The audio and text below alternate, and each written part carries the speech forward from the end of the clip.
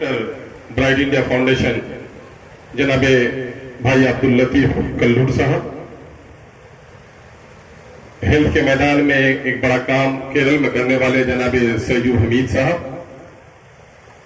हम सब के गार्जियन जनाब नसीबुर रहमान साहब, इस महफिल के मेजबान और अपने इलाके में गरीबों के दर्द को महसूस करने वाले मेरे भाई जनाब इंजीनियर मंजूर साहब, हमारे मौसिन और मुरब्बी जनाब अलहाज नजीरुज़्ज़मा साहब, जनाब डॉक्टर मोहसिन साहब, आज के इस महफिल के नाजिम राब्ता के जिम्मेदार जनाब भाई अफजल साहब, अलहरा स्कूल के डायरेक्टर जनाब भाई डॉक्टर नजीर साहब, यहाँ पर मौजूद समाज के मुख्तलिफ तबके से दीनी, समाजी, सियासी हल्के से ताल्लुक रखने वाले सभी बुजुर्गों, नौजवानों, अजीजों और सीमांचल की इस तकलीफ दे आबादी में बसने वाले मेरे भाइयों,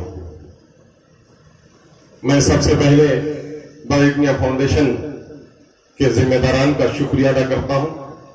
जनाब भाई डॉक्टर अब्दुल गफूर साहब, जिनका सलाम अभी भाई मंजूर साहब आपको पेश करेंगे, उन दर्दमंदों का शुक्रिया अदा करता हूं जिन लोगों ने केरल दूर में रहकर सीमांचल के दर्द को महसूस किया और यहां पर एक मेडिकल सेंटर को कायम करने की कोशिश की। देखिए, किसी के घर में औलाद पैदा हो तो खुशी होती है, लेकिन 12 साल के बाद के आगोश में औलाद पैदा हो तो उसे बेइंतहा खुशी होती है। चिराग जले अच्छा लगता है, लेकिन अंधेरे में चिराग जले तो बड़ी मुसरत होती है। मैं समझता हूं कि इस तरह का हॉस्पिटल अगर केरल में खुले, मद्रास में खुले तो कोई खास बात नहीं होगी, बिहार के नालंदा और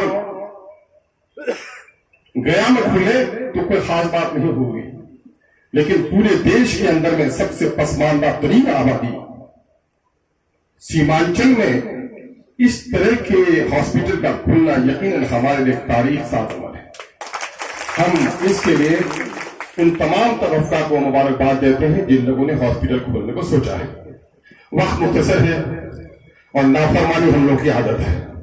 मैं अफजल भाई से गुजारिश करूंगा, अफजल भाई मैंने अपनी बात कह दी, लेकिन इन लोगों की थोड़ी बात में कहने की इजाजत चाहूंगा। वो ये है कि आज 30 या 34 बेड ऑक्सीजन के साथ इस हॉस्पिटल को आप दे रहे हैं।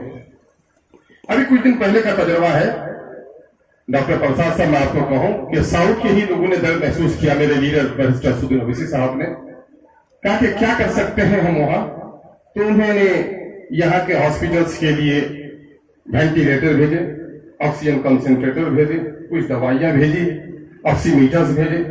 लेकिन अफसोस कि आपको कहना पड़ेगा, जब हमने किशनगंज में दिया वहां के सीएस को, तो उसने कहा कि एमएलए साहब दे तो जरूर रहे हैं, लेकिन क्या करेंगे, हमारे यहाँ टेक्नीशियन नहीं है, हम लोग कैसे चला पाएंगे। वही हाल अररिया के सीएस ने कहा और वही हालत पूर्णिया की भी थी। यकीनन है कि साइंसी, तकनीकी और मेडिकल साइंस में इनकलाबी दौर से हम गुजर रहे हैं। मां के पेट में नहीं, ट्यूब में बच्चे पैदा होने का मंजर हम देख रहे हैं, लेकिन देखेंगे कि इस 21वीं सदी में इंसानियत जितनी लाचार और बेबस दिखी, ऐसी कभी नहीं दिखी थी। अपनी हथेली को अपने मुंह तक ले जाने में खौफ लगता है, अपने जिस्म को अपने जिस्म से खौफ लगता है, अपने बच्चे को आगोश में लेने से खौफ लगता है। ऐसी लाचारी और बेबसी हमने कभी नहीं देखी होगी, बल्कि तारीख में लंबे दौर तक नहीं देखा होगा। यकीनन है इस खौफ से निजात के लिए और कोरोना के इलाज के लिए इस किस्म के हॉस्पिटल का इनेकाद होना चाहिए। लेकिन मैं बता दूं डॉक्टर साहब आपको, खुर्शीद भाई, आप मीडिया के आदमी भी हैं, खुर्शीद अनवर साहब, अगर आपसे दुनिया के अजायब देख रहे हो तो हमारे यहां चलिए। मैं 16 साल की बच्ची के आगोश में बच्चे दिखाऊंगा, 35 साल की उम्र में बूढ़ी होने वाली औरतें आप देखेंगे हमारे इलाके में। मल्टीप्लिकेशन जितना हमारे यहाँ है, इन्फेंट मोर्टेलिटी रेट जितना हमारे यहाँ है, गुर्बत जितनी हमारे यहाँ है, अफलास जितनी हमारे यहाँ है, पूरे देश में कहीं नहीं है। और उसका असर एजुकेशन और हेल्थ के सेक्टर पर पड़ा है। आजादी के बाद जो सबसे ज्यादा चीज महंगी हुई है, गरीबों के बच्चों की तालीम और गरीबों के लिए इलाज। और ऐसे वक्त में हमें हॉस्पिटल दे रहे हैं, हम आपके एहसानमंद हैं। लेकिन मैं कह सकता हूं کہ یہاں پر کہہ رہے تھے ابھی کہ صاحب کورونا کو بھگا دیا. ہاں قدرت نے رحم کھایا کہ تو پہلے سے مصیبت میں ہے, کتنی مصیبت سے دو گے. لیکن میں آپ کو بتا دوں کہ کورونا سے ہمارے یہاں بھی لوگ مرے ہیں.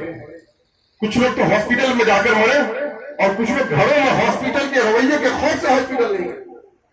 ہاسپٹل میں بھی آکسیجن کے لیے ترستے رہے لوگ. لیکن میں آپ کو دعوے کے ساتھ کہتا ہوں کہ جتنے لوگ کورونا سے مرے ہیں اتنے ہی لوگ ہر سال ہمارے یہاں مر رہے ہیں, کینسر سے مر رہے ہیں.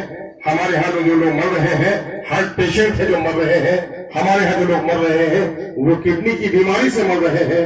اور اس سے بڑی تعداد معصوم بچوں کی ماں کے پیٹ میں مر رہی ہے جو صحیح طور پر اس کا علاج نہیں ہو پاتا ہے. ایک بات میں کہہ دوں آپ کو, ابھی حکومت نے ایک آشا کو بحال کیا تاکہ وہ پریزیڈنٹ لیڈی کو آشا رام بنائے. لیکن وہ آشا نہیں ہے, وہ نراشا کی دیوی ہے. اور وہ جاتی ہے اور ہر ایک کو کہتی ہے کہ ممکن نہیں ہے کہ تمہارا نارمل ایشو ہو, چلو ہاسپٹل کو چلو. ڈاکٹر صاحب آپ جانتے ہیں کہ یہاں کے 70% نوجوان دلی اور پنجاب میں رہتے ہیں, رکشہ اور ٹھیلا چلاتے ہیں. اور جب ان کے گھر میں ایک پہلی اولاد آتی ہے تو ان کے جیب سے 40,000 روپے کرتے ہیں. میں نے ساؤتھ کے کئی ہاسپٹل میں گیا اور میں نے پوچھا کہ نارمل ایشوز کی شرح کیا ہے, تو مجھے بتایا گیا کہ یہاں پر 70% کیس نارمل ایشو ہوتے ہیں اور 25% سیزرین کیسز ہوتے ہیں. لیکن آپ چلیے ارڑیا, چلیے کشن گنج, چلیے پورنیا, چلیے کٹیہار, یہاں 70% بچے آپریشن سے پیدا ہوتے ہیں اور 30% ہی نارمل ایشو ہوا کرتے ہیں. ان غریبوں کے لیے کچھ کرنے کی ضرورت. آپ نے کام کیا ہے, ہمیں دیجیے. ہم مانگنے والی قوم ہو گئے ہیں, اللہ ہمیں مانگنے سے بجائے ہمیں لڑنا بھی چاہیے. کہ آج جو WHO کی شرح ہے کہ 1,000 مریض پر ایک ڈاکٹر, نیشنل ریٹ ہے 1500 پر ایک ڈاکٹر, اور بہار میں ہے 18,000 پیشنٹ پر ایک ڈاکٹر. اور میں آپ کو یہاں کہہ رہا ہوں کہ ہم ارڑیا میں ہیں, یا 36,000 پر بھی ہم کو ایک اچھا ڈاکٹر میسر نہیں ہے. اس پر تسلی میں ہم جی رہے ہیں. آپ لوگوں نے کام کیا ہے. ایک آخری بات اور کہہ کے جاؤں گا. آقا مدنی مدینہ کے شہر میں باہر کے کسی راجا نے یا اس وقت کے بادشاہ نے حکیم بھیج دیا. حکیم پہنچنے کے بعد مایوس گیا اور اپنی رپورٹ دی کہ لوگ بیمار نہیں پڑتے. کہا کہ کیوں ایسا ہے؟ کہا وہ اپنے نبی کے فرمان پر عمل کرتے ہیں کہ بھوک لگے تو کھاتے ہیں اور جب بھوک باقی رہی تو کھانا چھوڑ دیتے ہیں. کھانے پینے کے طور طریقے ان کے بڑے اچھے ہیں.